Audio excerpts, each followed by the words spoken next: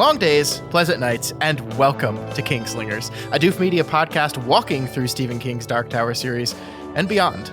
I am your host, Scott Daly, and joining me, as always, he's the head walker, the best walker, probably, I would say, the winner of the walking. It's Matt Freeman. How's it going today, Matt? Well, the rabbit always wins the race, right?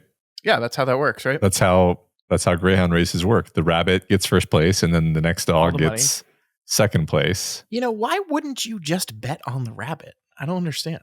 That's true. It couldn't be that I misunderstood the point of the rabbit, certainly. No way at all. Folks, we're back. Surprise. Hello. It's a bonus podcast where we came out of retirement from this feed. Yeah. For one time only. That's right. One time only until the next time only. Yeah. But you folks, I think everyone suspected that we were not going to be able to stay away from our microphones when something like The Lost Walk hits theaters. And that's what we're here to do today. Matt and I both have seen the newest adaptation of Stephen King's work. This is the adaptation of his 1979, I believe, novel, The Long Walk, that was actually written much earlier than that. It was written when Steve was a little 19-year-old. Matt, this is like one of your favorite books we covered. Yeah. And so we had to do this. So we're here to talk about The Long Walk. Yep. It is one of my favorite books I've covered. I've been looking forward to this adaptation for months, and I've been looking forward to this conversation ever since I saw the movie. So let's get into it. Matt was a dedicated Kingslinger, and he went out and saw the movie last weekend when it was fresh in theaters. I unfortunately had to wait till yesterday because, you know, those pesky children just get in your way. I forgive you. Actually, what happened was I had miscalculated, and I actually thought the movie was coming out this weekend and not last weekend. And then on Friday, I was like looking at my phone. I was like, oh no. That's good. But I saw it, and we're here to talk about it. So let's do it, Matt. Let's talk all about The Long Walk. Matt, what would you say if you had to say something that this movie is all about? A group of teenage boys compete in an annual contest known as The Long Walk, in which they must maintain a certain walking speed or get shot. That's just straight to the point. Yeah. This movie was written by J.T. Molnar. It is directed by Francis Lawrence, who has also directed like 4 Hunger Games movies, Matt. And like, at what point do you just enjoy seeing children get murdered? That's your skill set. I know how to kill kids, and I know how to make it look good. Yeah, that's what they pay me for. Absolutely. He's definitely like, he's the guy you call. He's the guy you call when you do this. If they're going to make a new Battle Royale remake at some point, I'm guessing they're going to call Francis Lawrence. Yeah, that's his niche. It's his thing. This movie stars Cooper Hoffman, David Johnson, and Mark Hamill, as well as a bunch of other character actor kids that I'm sure we'll talk about over the course of this conversation. But before we do that, Matt, what did you think? The Long Walk, your favorite book, maybe one of your favorite books of Stephen King's. What did you think of the movie? I loved it. You know, they nailed so many of the moments in the book that were the important thing, right? The important stuff in the book is just these moments between the characters. Mm-hmm. And while this movie did make some changes, and we're going to talk about the changes, and maybe like 1 or 2 of those changes, I was like, did we have to do it that way? it wasn't like, they ruined the movie for me. It was more of a, okay, that's interesting. I have to think about how I feel about that, especially for me, like loving the book as much as I do. When you make a change, I'm going to kind of have a reflexive, like, I liked it the way it was, you know? Yeah. But setting all that aside, like that's the important thing, is they absolutely nail the stuff that's important to the book functioning and the stuff that I love about the book, really. And I just love this movie. I just thought this was a great movie. I don't know how often I'm going to watch this movie because it's pretty brutal, but you know, that's kind of what I love about the book too, is it's pretty brutal. It's pretty unforgiving. What do you think? Yeah. I mean, I have not read the book since we covered it on the show. And I don't think I will. And I think the same thing with this movie is I can't see myself like making this a regular watch or anything like that. But I'm with you on this. I really, really loved this movie. I was blown away by it. I was moved. I was devastated. I was ripped apart. And I also got to see the beauty in the world briefly as well. I think you're absolutely right that this movie captures every piece and every corner of what the book was trying to do, and it does it in spectacular ways. And we will get to the changes, like you said. I would be lying if I said there were some of the changes that in the moment I scoffed at, but once everything was said and done, I was like, okay, I see why you did it that way. I understand. I'm with you. It's really hard for me. I was sitting down before we were recording, like trying to see if I could find some things to talk negatively about this movie. Like were there some things in it that I didn't like or didn't think work or things like that. And I was really struggling to come up with anything. I just think I was vibing with this movie from almost the first moment of it. And yeah, we will get into the detail of some of those changes, but I think it accomplishes everything the book set out to accomplish. I think you're absolutely right that the best moments in the movie are the feeling of companionship you get between these boys. Like, one of the big changes that they made from the book to the movie is they reduced it from 100 kids down to 50. Yeah. And I think that's just like a practical choice there. Yeah. But I still remember kind of, it had been a while since I read the book. And so while we're being introduced to the kids like fast and furiously at the very beginning of the movie, I was like, I don't know if I'm going to be able to track all this. I don't know if I'm going to be able to remember who all these people are, let alone remember which one that was in the book. And the miraculous thing about this movie, or one of the miraculous things, is how quickly I was just like, yeah, I understand all these people. I got it. I'm here. We talk a lot. You and I have spent many, many, many hours talking about the movie Aliens and how well Aliens like very quickly and efficiently establishes its cast and who these characters are, how we should feel about them, enough to be along with them for the ride. And I think The Long Walk does that very well. There's a lot of characters in this thing, and we very quickly learn who they are and what they're about, and then we have to watch them die. And the movie graciously like keeps the ones we care the most about from dying for as long as possible. But by the time it starts happening, we're as exhausted and shell shocked as the characters themselves, and just devastated and destroyed. It's spectacular. Yeah. That's well said. I mean, I agree with you that the movie does it uses all of the tricks that movies have to do this thing where, you're going to have to introduce a bunch of characters. And so you are very intentional with where your camera is pointing and who is in the frame and at what point in the depth of field they are. And the other thing that movies can do is they can just be like, hey, that guy has like a kind of unusual outfit or appearance in some way, and he stands out from the background of other boys who just kind of look normal. And it's not even that it's like, oh, that looks weird. It's just like, yeah, okay, I can kind of tell that's going to be a main character. And it's much easier to remember a face than it is to remember a name. So they just the movie even has some advantages in that regard, I think. But no, I completely agree that it's very clear that the costuming was very specifically done to get you to understand who is who really, really quickly. Yeah.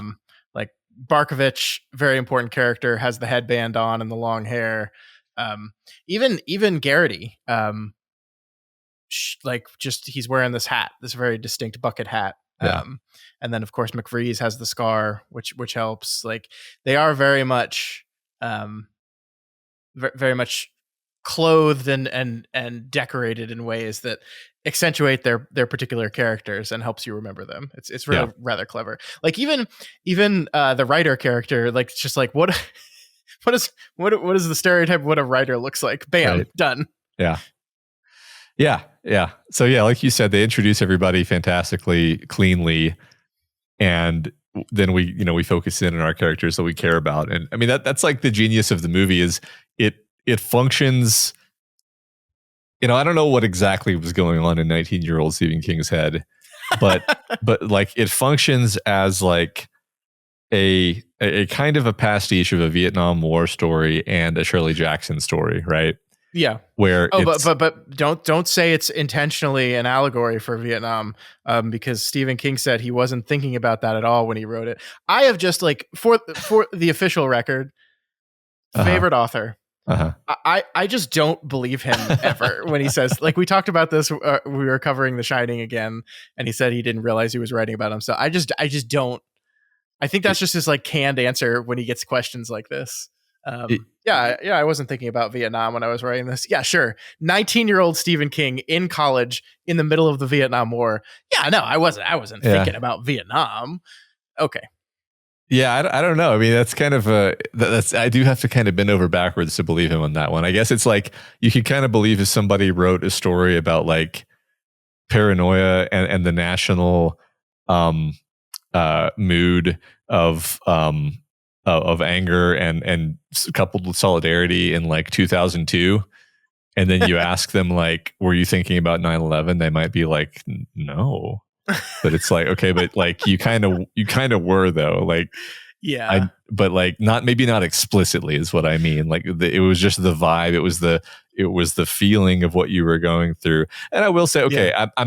I kind of agree with you basically about not being able to take seriously the idea that this is not a Vietnam War allegory, but also that's one of the things I love about the book is I somewhat dramatically claim like this is just actually about being a boy, and like the like life is the long walk. I mean, I think again, like what and the movie actually nails this element. So I want to talk, to talk about the movie specifically for a second. It did nail this element that was in the book, and I was so happy that it sort of recognized and brought out this idea, which is really kind of best encapsulated by Barkovich, because it's like, nobody gets out of the walk alive, or like, one person gets out of the walk alive. So it's like, why not conduct yourself with some dignity and grace as you go through it, even though it is this, this death race, this competition to the death. It's like, well, you're probably not going to win. So when you die screaming, at least you can say that you conducted yourself with honor. And that's what I mean is like nobody gets out of this life alive. Yeah.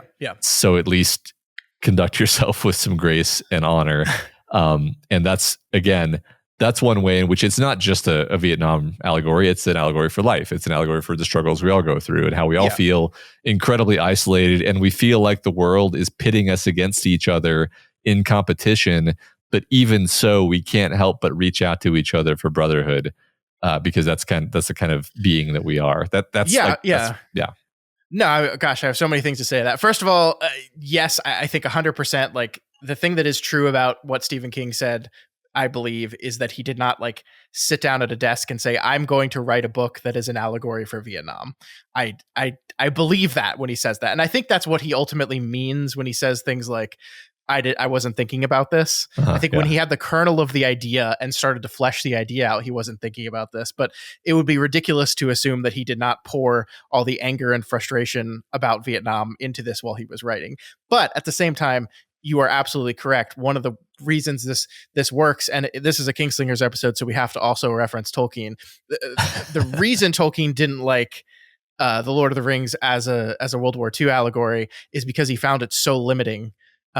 And just to break this massive thing down to just one thing and mean one thing and one experience is just not what he wanted. And I think that's absolutely true here as well. That while, yes, I think King was definitely working through some Vietnam shit when he was writing this book, it is timeless. It is timeless to the experience as a boy, as a man, the experience to a person living under a fascist or not even fascist necessarily, just like an extreme government state situation, right, where they feel like they have very little freedoms. It is universal in all these ways, and I think you're so right that the movie captures this so perfectly.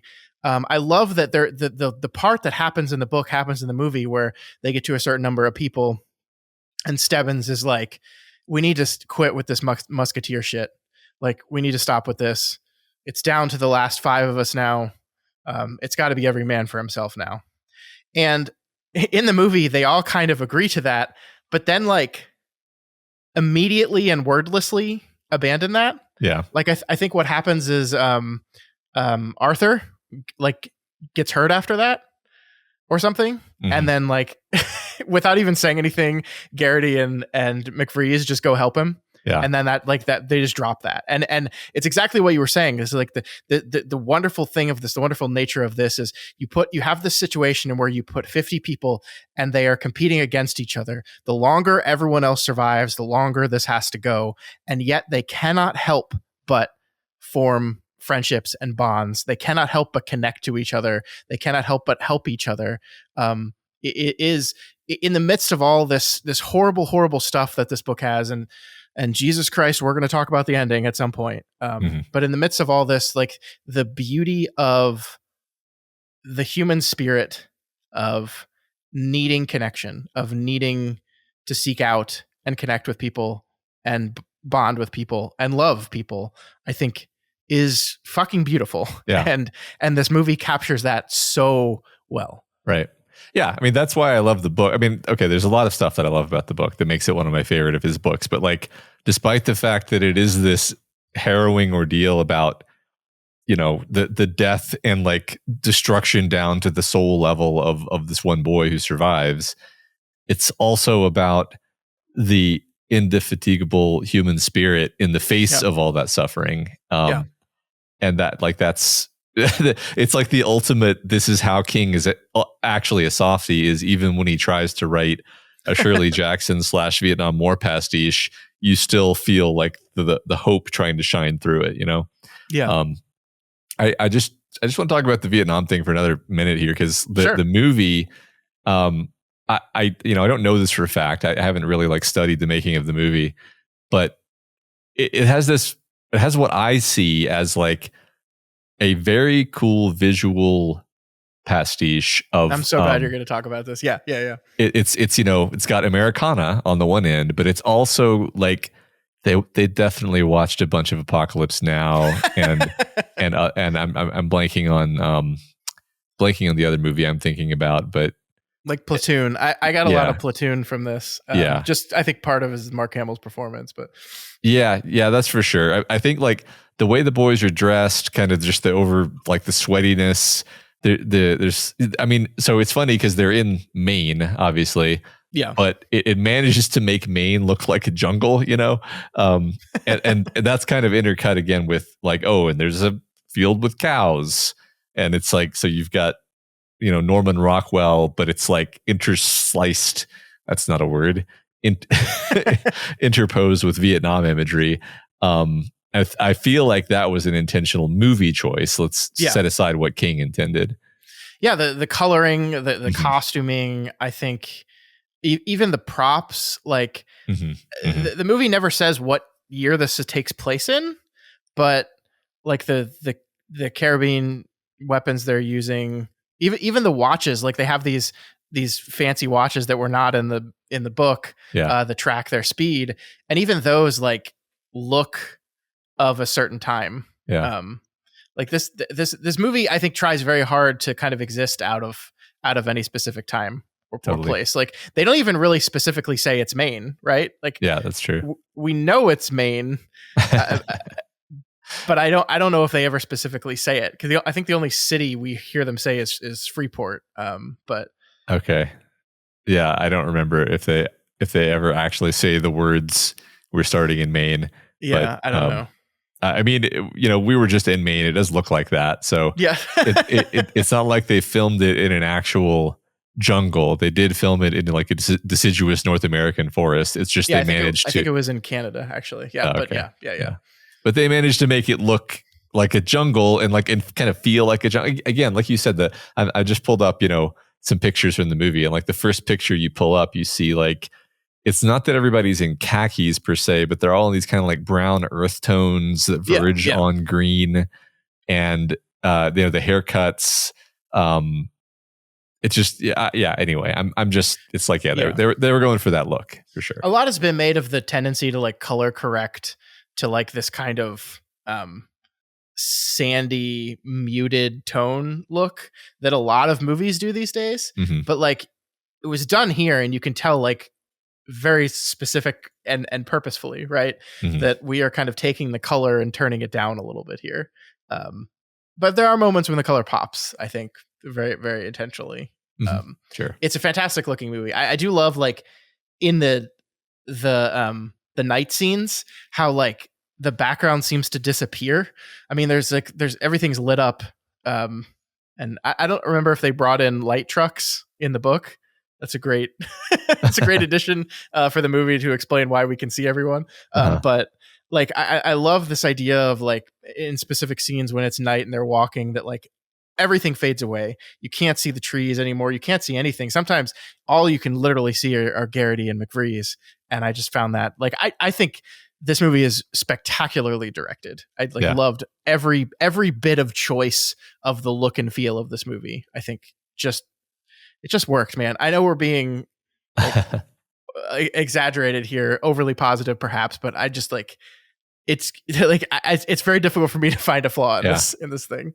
I agree. You know, I mean, there's definitely like the one thread that I have mixed feelings about, which is like a story choice. I think I know exactly what you're going to talk about it. So you want to go ahead and talk about it? Yeah. Just to finish the sentence, like it's like a perfect movie, but like there's a narrative choice that I don't know how I feel about it. So yeah, let's talk about that. And again, I'm not even complaining. Actually, I'm guessing you're going to say Garrity's the decision to change Garrity's motivation for being on the walk.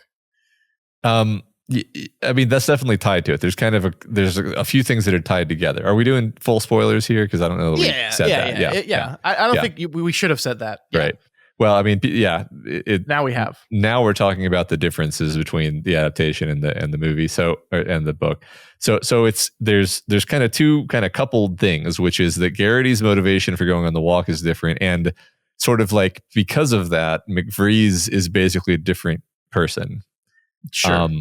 And McVrees doesn't have his whole backstory about having a girl that he was with, and she was the one who cut his face open because he possibly tried to rape her, maybe. Mm-hmm.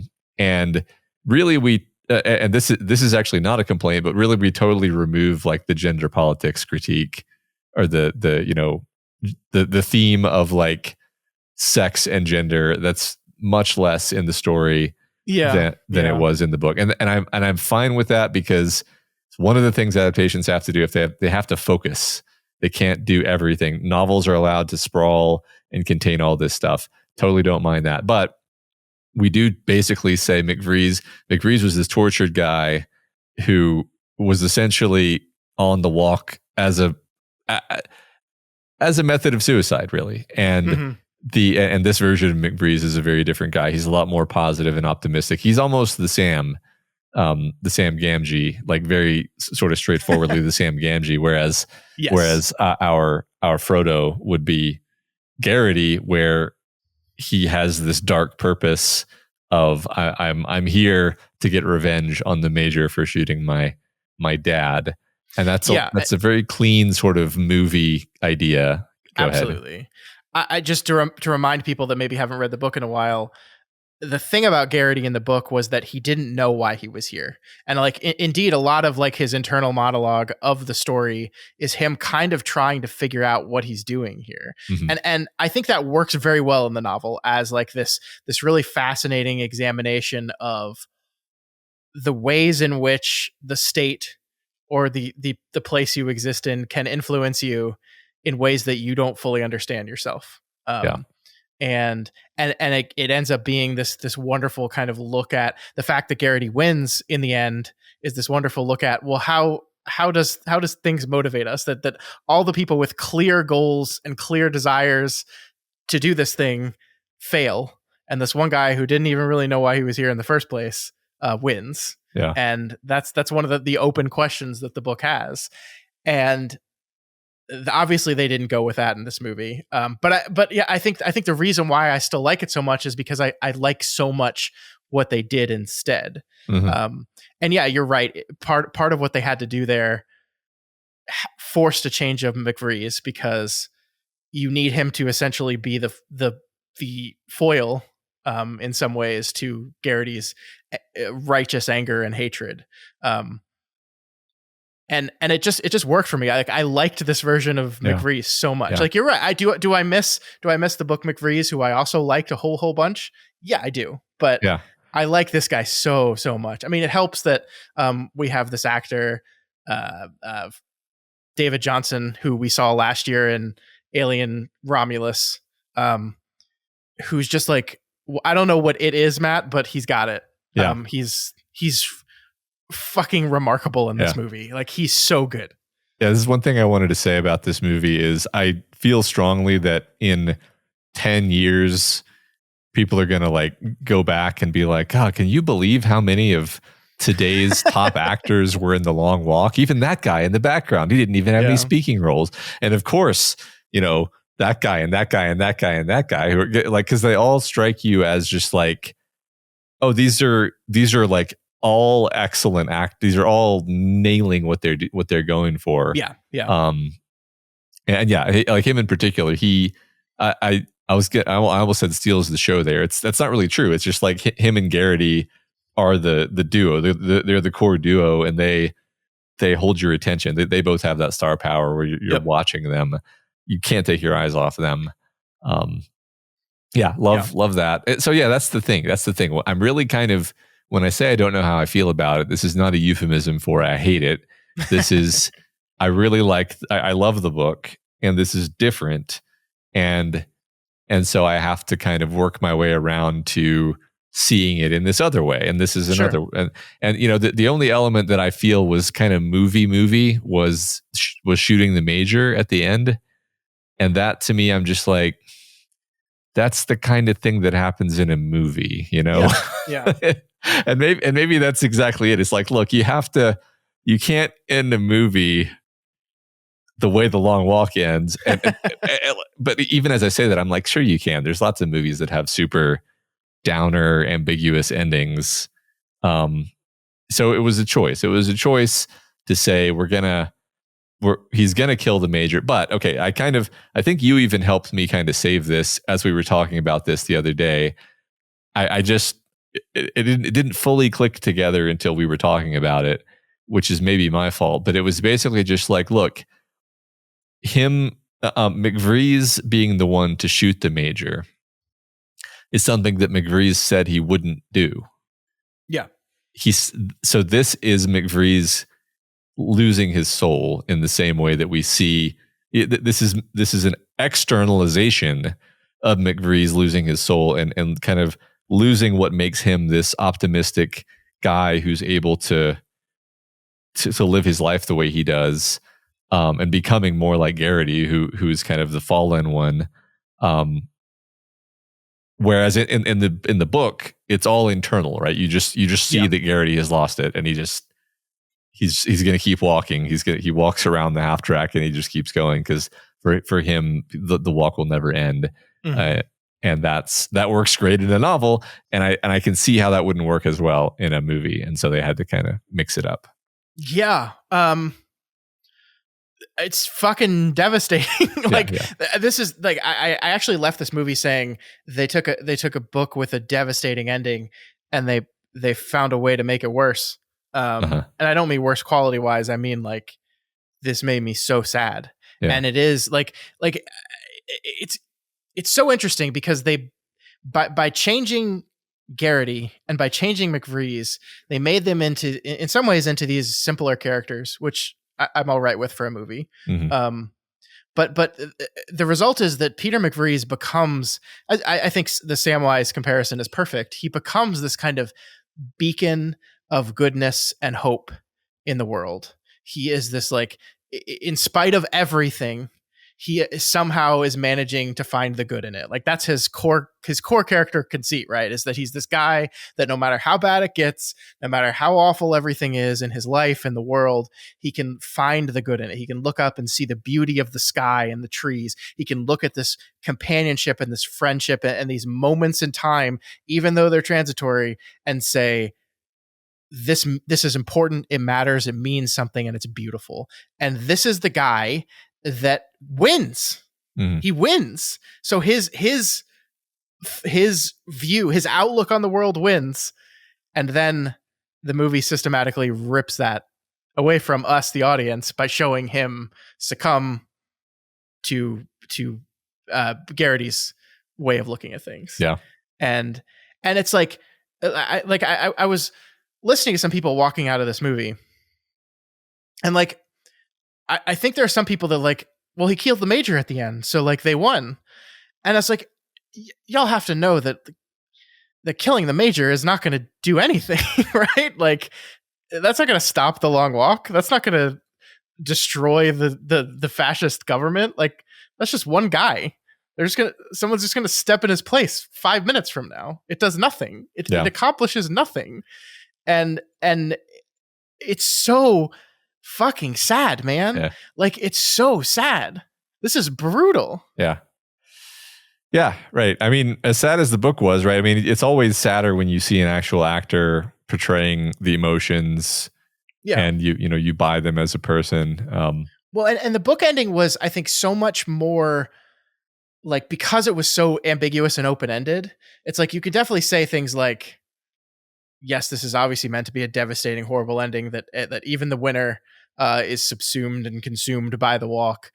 But by making these characters simpler and making this clear path between the way Garrity wants to do things and the way McVrees wants to do things, and making that clear and understandable, and then saying it doesn't matter which path you choose, you're fucked. Yeah. It just made it hit even harder for me. Yeah. Well, yeah, I think there was a real poignancy to the idea that McVrees has just like been, he's this guy who was not going to stoop to the level of his oppressors. Yeah. And then he does, and it's he can't help himself, and exactly, and that's like the system of violence and oppression is the thing that he hates, and then he effectively joins it by fighting it with violence, right? It's like by shooting the Major instead of, I don't know, non-violently. Like, here's the thing, it's like, what do you do? Let me be clear here, because the whole idea here of like the book and I actually believe the movie is like, you do not have a way out of this. This is not a winnable situation. Yes. This is not Battle Royale, which actually does give you a really clever, queen sacrifice gambit move where you can actually win, or the Hunger Games for that matter, where the characters cleverly, they say that it gets down to two of them at the end of the Hunger Games. Spoilers for the Hunger Games. And then they say, we're both going to kill ourselves, and we're going to rob you guys of the opportunity to have your single victor, and it's going to mess up your whole system and your whole kind of ideology around what this Hunger Games thing is and what it means. Like that, you could imagine a long walk, or maybe even in the book they say that like some boys tried to do this at one point and they just shot both of them. Like, they just don't care. It's not a system that is going to be changed by you from inside the Long Walk. And I think the movie does. I mean, I actually get people walking out of the movie and thinking like, yeah, there's hope. And I'm like, if you read the book, if you understand what this is saying, I don't really think it's saying there's hope. I think it's saying that actually this was just McVrees losing his soul. But yeah, well, I mean, ultimately, like, I think you're so right that like, regardless of whether he chose to shoot the Major or chose to use his wish to attempt to help people like he originally thought he was going to, or said he was going to do, the result, I think, is ultimately the same. Nothing's going to change. Everything is fucked. That's the ending of the book, and that's I think representative of the ending of the movie as well. But it is such a degree of difference to make a character who believes in this ideology execute his ideology and fail, versus having the final moment of the movie being him abandoning his ideology and acquiescing to the ideology that he specifically said we could not succumb to this. Like, that's the thing he says to Garrity is like, vengeance cannot be enough. It has to be more than that. It has to be more. And the last line of the movie is him saying, "This is for Garrity." It's just about him getting vengeance at that point. And Garrity even sacrifices himself because, like, that beautiful line of, like, you can see it, I can't see it, but you can see it, and that's why you need to win. And it's this beautiful moment of self-sacrifice that Garrity gives for him, completely unexpected, by the way. I just did not see that coming. And then I don't want to say he wastes it, because again, the point is that nothing's going to change, but the fact that he just almost takes Garrity's side on it. Like, the end of the movie is they've essentially switched sides. That Garrity says, I can't see what you can see, but I recognize the power and importance in it, and so I'm going to give my life to let you try your way. And McVrees ultimately says, fuck my way. I can't anymore. I've lost this one guy who was kind of my, I don't know, this thing I was holding on to. My Frodo. My Frodo. That I just thought, as a pure filmmaking level, that last moment, especially as a book reader, like, I strongly feel like they had us in mind, like, with our expectation, not us, I mean, like, book readers in mind, like, people who expected that scene to go a certain way. And, I think it's like, McVrees tries to stop. I just saw it the one time, right? So I might have this slightly wrong, but it's like McVrees tries to stop, which is what you expect to happen. Yes. And then Garrity helps him up and is like, come on, just a little bit longer, man. He basically kind of tricks him. He's like, just walk with me a little bit longer. And he's like, oh, and you hear, in that moment, you hear them say, third warning. And so they both have 3 warnings. So that they both have 3 warnings in that moment. And then he's like, okay. And he kind of, and Garrity kind of helps him up and kind of pushes him ahead so that he can't see him. And then he stops. And you're in that moment, you see that, and you're like, oh shit. And I mean, I'm laughing, but it's like with the, like, emotional power of like, you can't do this to me. I've been stealing myself for the ending that I thought was coming, not for this. Especially since they did a thing where, like, that it really surprised me. And I think you're right. This is done purely with us in mind, that it gets down to the final 3, which is Stebbins, McVrees, and Garrity, which I don't know. I don't remember when McVrees dies in the book. Actually, that's the one thing about the book I did not remember. Did he get to the final 3 or not? I know that the way McVrees dies in the book is he just does kind of exactly what he says he's going to do, which is at some point he's just going to just not have anything anymore, and he's just going to sit down. And I know that's what happens. I just don't remember exactly when it happens. But the point is, in the book, we're left with Garrity and Stebbins, and those are the final 2. And Garrity ultimately wins. McVrees is the second to last, I think, right? I don't think that's true. Is that not true? I don't think that's true. I'm pretty sure. No. You're right. You're right. Yeah. Sorry. I'm actually, I have the Wikipedia open, and I just misread. I literally just misread it. Yes. Garrity is the third to last. He just sits down. Yeah. And then Stebbins basically, like, just dies, like, on his feet. Yeah. So they changed Stebbins a little bit, right? So they like, Stebbins in the book was not, like, the most fit looking badass of all of them. He was just, like, a normal looking guy, and they were kind of weirded out by how otherworldly he seemed to be. Like, he wasn't affected by any of this. And I think they took the really fit guy that gets sick is another character, and I think they just combined that into Stebbins, which I think ultimately worked. But you're with this final 3, and then everything is going, and it seems, and then Stebbins says, like, he's giving up, and I was like, wait. This doesn't work. If the final 2 is Pete and Garrity, then everything I know about Pete McVrees is he's just going to stop walking and let Garrity win. So you can't end it this way. Like, that saps everything of it. And then that starts happening. I'm like, yeah, well, of course that's going to happen. And then they freaking did that haymaker on us out of nowhere. Yeah. And that all just made it hit even harder of the reality of how all this is playing out. Wow. One more detail that perhaps I'm reading too much into this, but they gut shoot Garrity instead of shooting him in the head, because he was directly antagonistic to the Major, and told the major to go fuck himself, basically. Yeah. Or literally. They do ultimately shoot him in the head, though. They do ultimately shoot him in the head, but only after the major basically gets to tell him off personally. Well, yeah, I think what they do is they gut shoot him specifically because, like, the big thing they make it is that the major is the one that kills the last boy. It's always the major. He gets the honor and privilege of killing the runner-up.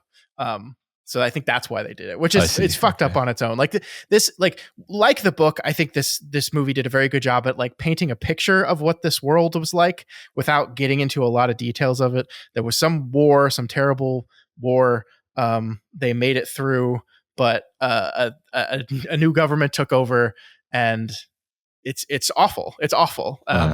We do get to see a lot of characters on the side of the road. There's much less crowds in this movie than there are in the book, right? There's only a crowd at the very end in the movie.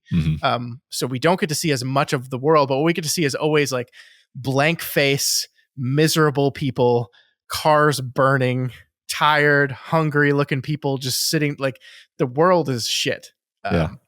It's awful. Yeah. The car just sitting by the side of the road burning. I remember that. That was,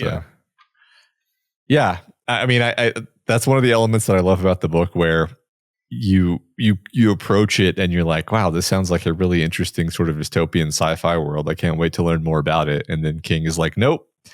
And the movie kind of does the same thing, where it's like, look, it's about atmosphere. Like you've seen dystopian fiction before. You kind of get it. The details aren't actually important. Yeah. And this is, by the way, why I think that the ultimately, like, the murdering of the major is so ineffective. Like, I think everyone watching this movie, like, the second they heard Garrity's plan, were just like, that's not going to change anything. but the way the movie, I think, demonstrates very clearly that it won't change anything is that moment when it's down to a few of them and they just start, like, I think when they're on the bridge when it's just the three of them, and Garrity just starts telling the major to fuck off and just go, like, and the major's response is basically like, yeah, boys, this is what we want to see. This is you could see this government using the fact that McVrees killed the major as, like, an example of why this thing works so well. Like, they could just immediately twist that into representative of, he was the best of us, the strongest of us. This is what this is all about. This is why we do this. Like, you can just see it. You don't even have to hear it. You can just see them twist this and turn this immediately. And it's just, dude, it sucks. Yeah, he's inspired the people to bring our gross national product to ever higher heights. Yeah, exactly. Yeah. That's. Yeah, it was interesting. So I said a bit ago that they totally removed the sort of, like, gender aspect of it, and even as I was saying it, I was like, well, it's not entirely true. They change it. They make it a lot less overtly sexual, where there's a lot less, like, sexual fantasy, and there's and the sort of ambiguous and layered homoeroticism element is, I don't want to say not present, because it's more just like, I don't know, if you want to watch it that way, you can watch it that way. But well, there's definitely a lot of homophobia in it. Like, I mean, these are young boys who are like Barkovich especially is very very antagonistic towards them, specifically attacking them for possibly being gay. Right. And that I think is very intentionally included in the movie. And there's I didn't read the relationship. Like, we've already talked about Frodo and Sam multiple times like this. I will continue to do so between McVrees and Garrity. Yeah. But there is a very specific moment that I was like, oh, I wonder if they were trying to leave this open and ambiguous. It's when they're talking about girlfriends, right? Yeah. And he asks Garrity if he has a girl, and he says, yeah, but I broke it off with her before I came to this.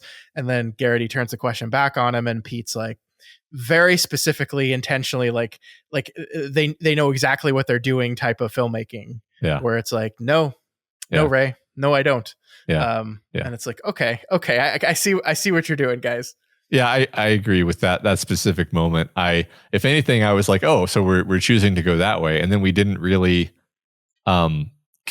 pursue it explicitly, but, like, having laid that element in place, I think that was kind of all we had to do, which is kind of what the book did, right? Like, the book raises the question and then never answers it, which is I guess I kind of kept waiting at that point. Once that happened, I kept waiting for the movie to be like, the way he got his scar was some sort of homophobic hate crime or something, and that was going to be the reveal.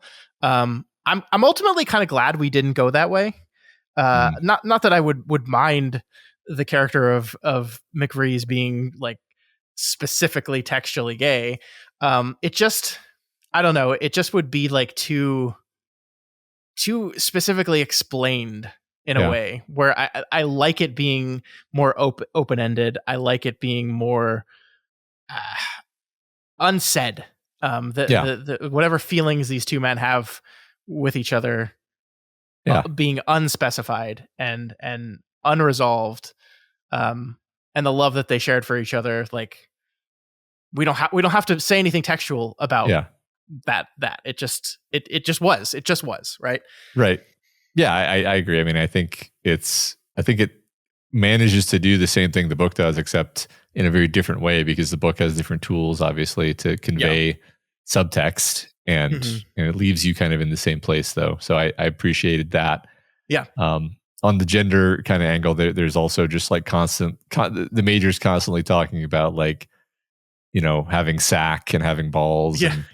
And so what, like we're still connecting it to this idea of like, you sign up for the walk because you're not a man if you don't sign up for the walk. And the destructive expectations placed on men, which again, these are ideas from the book. It's just, I just wanted to sort of correct myself, because the stuff that we removed is a lot, again, the sexual fantasies and like the scenes where there's like overt sexual stuff. It's like that stuff would be very difficult to include in a film in any way that made sense.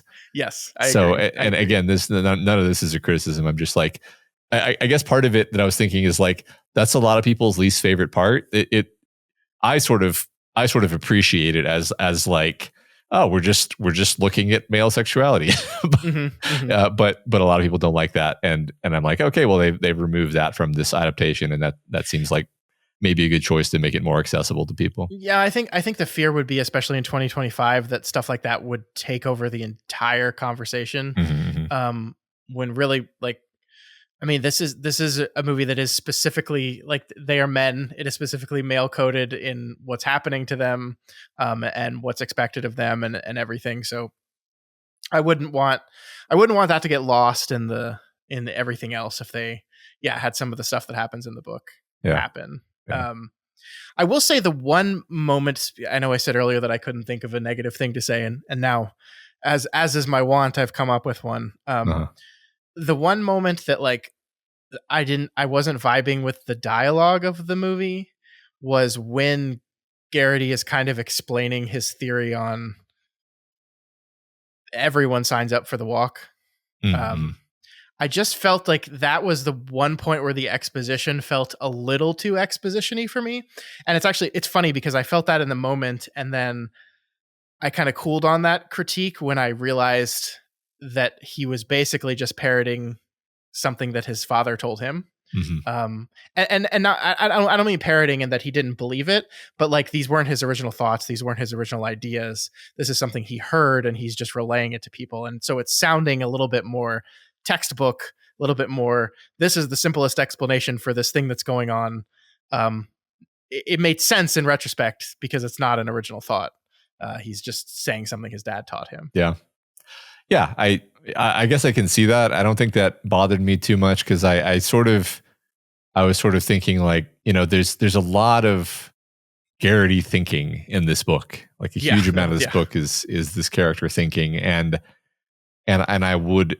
I think it would be a shame if we just like, oh well, they never talk about this topic, so the characters can't talk about it. And I was like, no, I'm glad some of these things that he you know ponders are things that they actually externalize and talk about. And I like that. Yeah, I guess my one complaint would have been that it just felt like it looked like the text said, we need to bring this up now so he can do his speech. And that's just what it felt like in the moment for me. Sure. But it'll, like, obviously it didn't bother me that much, but enough to bring it up on this podcast, apparently. Yeah. I mean, there's lots of stuff that's occurring to me now that we're talking where like, I, you know, did I love the idea that Garrity's father is like, you know, the heroic guy who like the character in Fahrenheit 451 who has a bunch of books secretly or whatever. It's like, no, I like the characterization of him as sort of just a guy who couldn't keep his mouth shut in a totalitarian fascist state and got disappeared for it. And there doesn't need to be anything deeper or more ideological about it. That worked really well for me in the book. And having him be this character is a change. I think it's just like, it's very hard to put myself in the position of how would I feel about this if I had just seen this movie and never read this book. Because it's entirely possible that I would find that element completely natural. Because in this story, Garrity is he's sort of the way he is because of his father, you could say. Yeah. So I don't know. It's like you notice these differences and then you're like, oh, that was different. So and ultimately what I'm agreeing with everything you're saying here. Ultimately what made me like it was the fact that McVrees challenges what Garrity's father did, right? This idea that Garrity sees his father as this like noble guy who, believed in, and I think all the stuff you and I would believe, that like this government is wrong. The idea of censoring and disallowing information is wrong. And we all wish that we would be the type of person who would surreptitiously read and teach our son and be that person. And then even we all wish we would be the person that when the government comes to us and holds a gun to our head and says, abandon your principles or die, we would stick to our principles. And like, that's the romantic belief that people have in themselves. McVrees was like, no, he just fucking left you. Like this idea that like, no, the choice he made was a choice to abandon your mother and you. That great. That like, what does principles do in this situation, but end up making a boy watch his father die. Yeah. And it's like, yeah, that's a pretty good point, movie, actually. Yeah. And it allows even Garrity to recognize that and realize that. And I like that idea because I think one thing, we talked about how negative and depressing and destroying the ending is, but I actually do think there's a lot of beauty and hope in this movie. And I think one thing that is true is that like, despite everything, there is still good in the world, right? Yeah. Now we're just quoting Samwise Gamgee, so and it's worth fighting for. But this idea that like the time these boys had together meant something, even if it didn't change the world, even if they all died at the end, even if it was all terrible and awful, they still had each other in those moments, and that matters. And like, this is life, as you said, like the long walk as life, but this is also just existing in a state that is not ideal. That you fight for your rights, you fight for your beliefs, you fight for freedom and all these things. But a lot of people had to live their entire life when they didn't get any of that, right? And how do you exist in that world? How do you go on? How do you keep walking?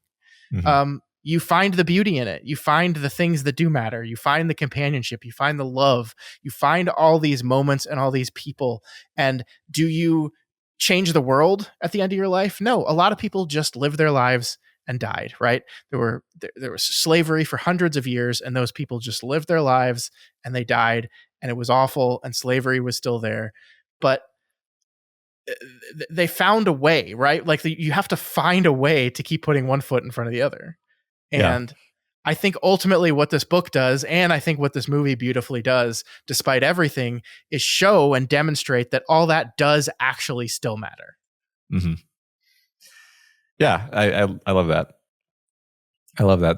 That's the core thing. That's the core thing, and I'm glad they kept that. I'm really glad, 10,000 foot view. Like I'm really glad that they took the beauty and the core of the book and flopped around a few details, but kept that and really honored it and really kept it centered. And, not to put too fine a point on it, but they didn't turn it into an exciting,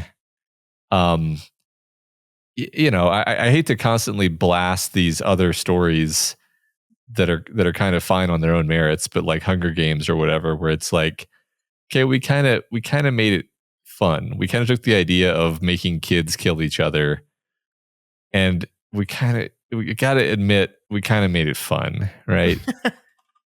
Like it's the same thing with Battle Royale, where it's like it's a pretty fun book, right? I mean, there's a lot of kids shooting each other and stabbing each other and blowing each other up, and poisoning each other, but it's a fun time, and this book is not, and the movie made sure that it did not become a fun movie, and that's hard. I imagine that's a hard lane to stick to when people are saying like, well, that's not going to be as commercial as it would be if you made it fun. And it's like, yeah, that's not really what this material is. we're not going to make it fun. We're going to make it touching and human. We're not going to make it fun. Yeah. I think that's so right. Like there is a version of this that is just terrible. And the fact that we got this version is pretty remarkable. I agree with you. I think one of the things that Hunger Games, and forgive me, it's been a long time since I read that book. Like, I think one thing that at least the first book doesn't do a good job of is really dealing with the fact that while we are watching this clear commentary on mankind's propensity to love violence and death, are also like pretty jazzed about all the violence and death. Yeah. I don't think it ever reckons with that fully. And it might do it in later books. I honestly don't remember, but I think you're so right that this does. Because it's such a simpler idea of them competing against each other, but not physically against each other. Right. Yeah. We've off and on this show, we've talked about the idea that people call King a horror writer and how kind of inexact of a description that is. But I think it's kind of funny that like a killer clown shapeshifter is like a fun, exciting idea. It's cool. Yeah. When the killer clown kills someone in a new and creative way by transforming into a swamp monster, you're kind of horrified and you're also kind of like, hey, that was sick, but there's nothing about this book or this story or this movie where you're like, cool, like, and that's more horrible to me. To me, there's more horror. There's more actual horror in the plausibility of, I mean, cultures have done worse things than The Long Walk. There's something very plausible about this concept, right? That's real horror to me. Oh yeah. No, I totally agree. I think it that gets into what we mean when we say horror, right? Yeah. And a lot of it is just people talk about what scares you. And even when people say scare, it's imprecise. But yeah, no, I agree with you. This book, this is why the first time I read this book, I was absolutely just bowled over, because it's just so bleak and so awful and so horrifying. And yeah, they did it. They brought that to the screen. I don't think this movie's doing very well, really? If you can believe it. I think it's doing fine. Let's see. Right now it's sitting at 25 million worldwide. I think it was pretty expensive to make this movie. This says the budget was only 20 million. So if it's already at 25 million, I expect it'll probably break even eventually. Where are you seeing that? I didn't see that number. I'm just on the old Wikipedia, which is the ultimate source of truth on the internet in these trying times of ours. Yeah, I mean, I think it's going to ultimately do okay, but I don't know. Lionsgate is an interesting distributor that we don't have to get into that right now, but yeah, we'll see. Yeah, 25 million isn't bad. I think the word of mouth will be friendly to this one. I think that right. I mean, at worst, I've seen some like. Is it sort of the same thing we've done where we're like, I don't know what I thought. I don't know what I felt about that one change, but I mean, it was obviously a fantastic movie, so yeah, just a lot of positive sentiment that I've seen about it. And it's a kind of a, like I said, it's a it's like an inherently uncommercial concept, right? It's like there's nothing supernatural here. It's a bleak slog of a nightmare where you watch a bunch of your main characters be killed one by one, not even by like a cool, predator alien thing. No, they're just shot in the head by faceless military people. It's brutal and it's great. You'll love it, right? No, it's like most people probably wouldn't love it, and that's why I'm glad that they kept it that way and actually did it correctly. No, for sure. We haven't talked about some of the other characters and performers, so let's before we finish up, let's just see that real quick. They kind of softened Markovich a little bit, I think. I mean, they had him kill Rank just like he kills Rank in the book. I thought he did that to another person in the book. I thought Rank was not the only one, that he was like actively plotting to fuck other characters up in order to get an advantage. Do you remember that? I do think I don't specifically remember him sort of being responsible for more than one death, although he was a lot more like he was a lot more aggressive and needling with everyone, trying to goad. I mean, I think he like unsuccessfully would try to aggravate other people, and like fairly quickly they were just like, fuck off, Markovich, don't talk to us. And then again, I mean, then kind of the same arc where he realizes like, wait a second, I don't want to die being the guy that everybody hates. But I feel like in the book he had gone too far already. And just like, he doesn't die by killing himself in the book, does he? I honestly don't remember. I don't remember either. Man, I think I need to reread this book, because for me saying it's my favorite, near favorite possible, depending on what day of the week it is, Stephen King book, I don't remember it as well as I should. There's just a few details I don't remember like that. And I really liked Olsen. Their read on Olsen was just as brutal and terrible as in the book. Yeah. Do you remember that one? That's in the movie. That's the Asian kid who. Yeah. Ben Wang is the name of the actor. Yeah, he was great. I mean, he was a real source of, I don't know what the right word is here. I was extremely invested in his performance. He's like, McVries is obviously the heart in one way. Yeah. But Olsen is like the plucky kid where you're like, you can't kill this guy. He's like obviously just this kid.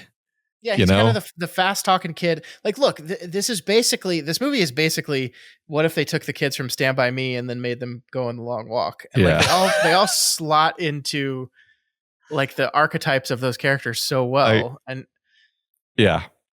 I was actually just going to say, this is like if you took the Goonies and lined them up and you shot them one by one over the course of an hour. Yeah, I think similar thing for sure. Yeah. And you're just like, God damn it, like that. Like, there's an innocence to the way that character is portrayed. Yeah, that makes it hard to stomach. For sure. It's awful. I mean, that's kind of the case with all of them, but I feel like they were, he was the one where they're kind of laid it on thick. They kept a lot of these details that I really appreciated, where like the thing where as he's dying, he's screaming, "I did it wrong." Yeah. Which is like incredibly chilling in the book. And, I think in the book, it's a little more clear what he means by that. Not even crystal clear. I think even Garrity is like, what does he mean? What does he mean? But at least you can kind of puzzle out what this character probably means by that. But in the movie, they leave it in, and I think it just creates a really haunting note in detail. Yeah. Was he the married one in the book too? I can't remember. Olsen? No, I don't think he was the married one in the book. I think the married one in the book was someone else. I was wondering. I might be wrong. because that's information. The one that's married in the book we learn about before he dies, whereas in the movie they're like after the character dies is when we learn he was actually married, and you're like, fuck. I let's talk about Mark Hamill a little bit. Sure. I think he's good in this movie. I think he's getting, so you and I had a conversation about Mark Hamill last week. And I don't know how good of an actor Mark Hamill is what I said, is essentially what I said to you. Let's be clear here. Mark Hamill is incredibly important to my childhood. I loved Star Wars. He's my Luke Skywalker. I love his Joker voice, and I love him as a human being. I feel complicated about his performances sometimes. I think the Major here is right in his lane because he's essentially just a caricature. Uh-huh. Like, all he has to do is like stand there and like give a voice, and he's really, really good at that. And so I think it works very well in this movie.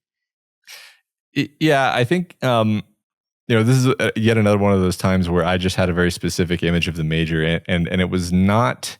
I did not see the Major as being like a drill sergeant, Apocalypse Now drill sergeant style, like sure, sort of bombastic military type. I saw him as being like a inexpressive, impassive, made of stone type character who doesn't even notice that these boys exist and doesn't care at all. Yeah, and to that point, would certainly never do something as human as shooting one of them to get back at him for mouthing off to him, like that, because he just doesn't care. He doesn't see he's a psychopath. He's a complete psychopath. Yeah, and that was very different from what Mark Hamill did, where Mark Hamill is sort of doing a very caricatured voice, to be blunt. It's a big voice. He's got the growly, scenery chewing villain voice, and he's doing what he's good at, man. He's doing what he's good at. Yeah, he's doing his thing. Like, you hire Mark Hamill for this role, that's what you're hiring him for. So you can hardly even blame him for it, right? It's like that was just the choice that the movie chose to go with this character. Yeah, I think it works. He got shot in the face, so suck it, Major. Suck it, Major. That's right. Also, a special shout out here to Judy Greer, who I think one day went to her agent and said, I want to be able to go to a party in Hollywood, and if someone says the name of a movie, I will say, oh yeah, I'm the mom in that. Because that, it seems like, has been her career for the past few years or so. Uh-huh. She's very good at it. Like, she's very, very good at this. I think she's very good in this role. She plays Garrity's mom here. Like, she has that down, and it works here. I found the scene with him seeing his mom in Freeport absolutely horrifying and tragic. And I think the decision the big change here from the book is that obviously there was a huge, massive crowd in Freeport, and he sees his mom and he sees his girlfriend, and he rushes over to them, and they're like mixed in this huge crowd. And here we chose just to have just Judy Greer standing alone next to the side of the road and just saying, your feet, look at your feet. Yeah. And that was horrible and horrifying. Yeah. And then that moment where he turns back and apologizes. And I'm glad you brought that up, because I was thinking about, like, there were various scenes in the movie where they were very faithful recreations of stuff that happened in the book. And in the book, it was obviously a really powerful scene, but stuff just is able to be so much more impactful when you've got the full sensorium of sound and actors and setting, and like it's beaming into your brain and you're believing it, right? The actors are elevating it. That was one of them where, like, yes, it was a powerful scene in the book when he sees his girlfriend and mom, but this was like 5 notches higher for me. And I approve of all of the changes. That's one case where I'm like, yeah, I actually think it's just kind of cleaner and better and just better in every way to do it this way for the sake of a movie. Yeah. And I guess then we should talk about Cooper Hoffman a little bit. If people don't know, this is Philip Seymour Hoffman's son. It's like the second movie you and I have watched him in the past month. Yeah. And very different character from Licorice Pizza. Could not be more different, if you could say that. Man, he's got it. He's remarkable. Like the idea that this kid was not going to go into acting and that PTA had to talk him into it is just wild to me after watching him in this movie. Yeah. Well, there were moments where I saw a little bit of his dad come through. In both the loud moments, like Philip Seymour Hoffman was, of course, like very, very good at like going big. Yeah. And he gets to do some of that here, but a lot of the quiet moments as well, I think. Yeah. I love him. I mean, like you said, we just watched him in these two different movies. It's the first two movies I've ever seen him in, and that really allows you to see his range. And really what stands out to me, I mean, this to me, not that I'm like an expert in acting, but being able to go big is one thing. That's obviously like an important part of acting, but like just sort of like the actor sitting there with their like resting face, being the character in a passive, maybe slightly reacting to what's happening around them sort of way. Mm-hmm. That and still having me convinced that that's who they are. That's like that's kind of the naturalistic sort of subtle sort of, I just believe that you are this person when I'm looking at you. Yeah. Kind of acting. And that's worth, that's a much more difficult to obtain tier, I guess. And he does have it. I agree. I look forward to seeing him in more stuff. Me too. I have to say I was conscious of the fact that he's playing a character in this movie whose father was untimely taken away from him and has really affected him. I don't know how much he was channeling into the Garrity character from his own life experience, but I was just very conscious and aware of it. Yeah, that's I don't know what I was thinking about that during the movie, but for sure, it's got to be channeling some of that. Yeah. Yeah. So last thing I want to talk about, they changed it from 4 miles an hour to 3 miles an hour. Uh-huh. A sensible change. Yeah. 4 miles an hour, as we said when we were reading the book, probably too fast to make this a reasonable thing that people could actually do. Uh-huh. They also, I think a pretty big change is they gave them, we talked about the watches, right? Yeah. This is not something the characters had in the book. They did not have the ability at any given moment to check their pace. The only way they knew that they were above the pace was they were not getting warnings. That's kind of a huge change in like the psychological game of the walk, in my opinion. Yeah. To me, that struck me as just a practical thing of saying I was actually just like, the book hand waves the idea that like, yeah, the half tracks are monitoring your speed at all times. And you're kind of like, how are they doing that? And then you just accept it because whatever. Yeah. And then in the movie context, I was, I think they just say it like, yeah, your wristband is monitoring your speed at all times. And then I think in a movie context, maybe that's a little bit more visual. Because you're just like, oh, okay, yeah, sure. It's on their wrist, so it's like a pedometer. It's measuring their speed. I get it, sure. Yeah. That's I mean, literally more scientifically plausible than the half tracks have like a radar or something that is monitoring the speeds of all the individual walkers and like identifying which ones are slowing down by name. I mean, you could do that probably, but it didn't bother me, I guess, is all. No, it didn't bother me at all. I just think it's interesting that like one of the things that I found so brutally cruel about The Long Walk, the book, was this idea that you don't know how fast you're going. And so you have to constantly be like trying to make pace. And the only idea of you not making pace is that you're going to get a warning, and that's it. And so like there's a scene when they're like, I think Olsen is struggling, and they all say, "Oh, we're going 3.4 miles an hour. Let's slow it down." Right. And then so they all slow it down. They get to 3.1 and they're like, "Okay, cool. Let's hang out here for a while."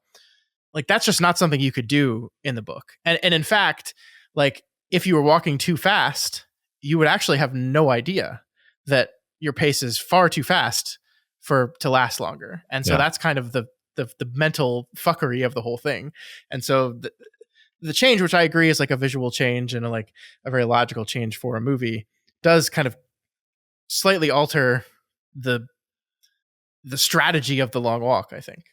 Yeah, I think you're right. I mean, I just simply agree with you that the psychological horror element of never knowing where the line actually is and having that be the thing that is driving you on, and then you get a warning and you're like, shit, now I'm going to walk even faster than necessary because I don't know how fast I actually need to walk. Yeah. So maybe I'm walking way faster than necessary because I'm terrified and thus burning energy and thus gonna, so like it's just this, it's a nightmare, right? It's all the video game levels where there's something that's coming from the left kind of eating up the level and you have to stay ahead of it, except it's going to shoot you.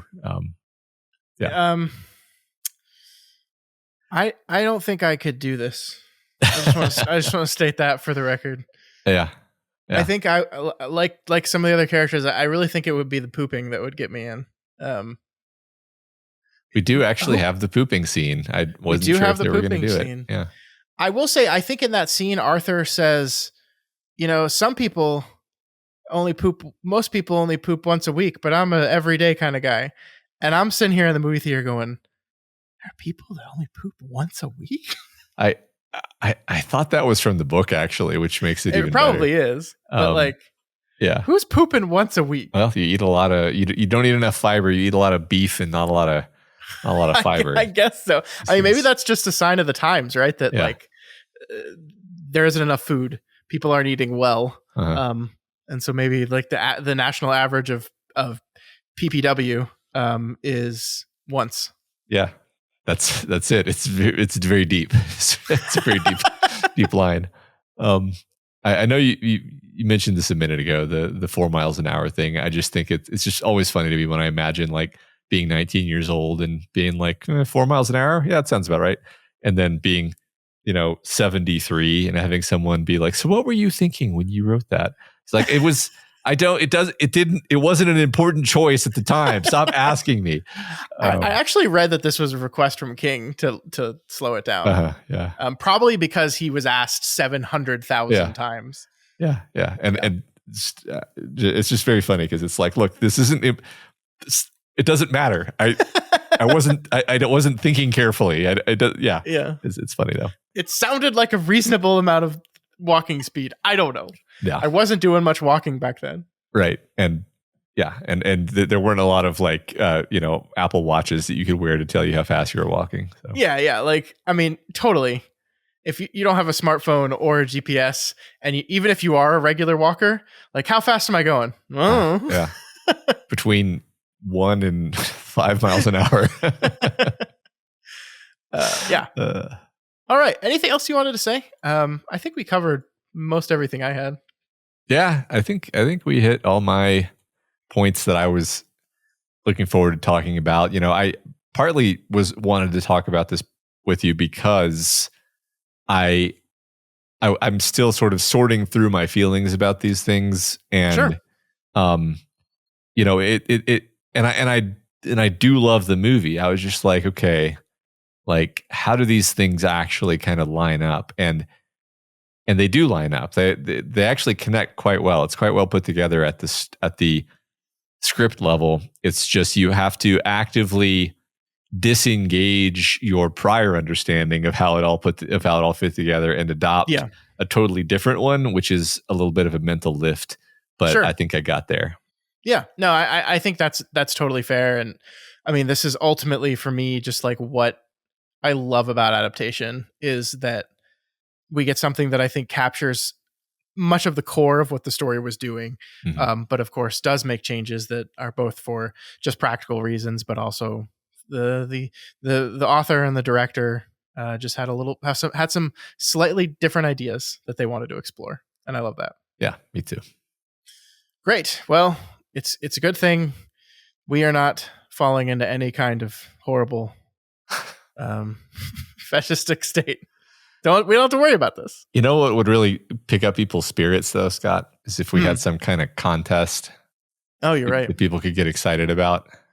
I fully support this because I'm too old to have to do it. So yeah, it'll be good for the children. I mean, really, if you think about it, they're getting a little uppity.